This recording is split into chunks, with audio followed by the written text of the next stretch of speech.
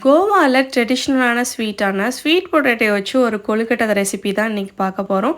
இது பார்த்திங்கன்னா ஸ்வீட் பொட்டேட்டோவில் தான் பண்ணியிருக்குன்னு யாராலையும் கண்டுபிடிக்க முடியாது.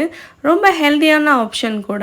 இப்போ 10 நிமிஷம் இட்லி குக்கரில் ஸ்வீட் பொட்டேட்டோவை நல்லா வேக வச்சு அதோட தோலெல்லாம் நம்ம உரித்து ரெடி பண்ணி வச்சுக்கலாம். இப்போ ஒரு பேனில் நெய் ஊற்றிட்டு தேங்காய் அரை மூடி, அதுக்கப்புறம் ஒரு 150 கிராம் அளவுக்கு வெல்லம், ஏலக்காய் தூள் 1 டீஸ்பூன், அப்புறம் நட்ஸு எது வேணால் போட்டுக்கலாம். நான் இன்றைக்கி பிஸ்தா போட்டிருக்கேன். நீங்கள் கடலை, முந்திரி, பாதாம் எதுனாலும் போட்டுக்கலாம். அடுத்து வந்து நம்ம உரித்து வச்சுருக்க ஸ்வீட் பொட்டேட்டோவை நல்லா மசிச்சுட்டு உப்பு, அப்புறம் அரிசி மாவு ஒரு 7-8 கரண்டி, அல்லது வந்து நீங்கள் மாவு உருட்டுற அளவுக்கு பக்குவம் வர வரைக்கும் நீங்கள் ஆட் பண்ணிக்கோங்க. இப்போ நம்ம ஒரு வாழை இலையில் எண்ணெயை தடவிட்டு உருண்டையாக உருட்டி தட்டி கொழுக்கட்டை மாதிரியே நம்ம வந்து பூரணத்தை நடுவில் வச்சு நம்ம மூடி எடுத்தோன்னா சூப்பரான ஷேப்பில் நமக்கு வந்துடும்.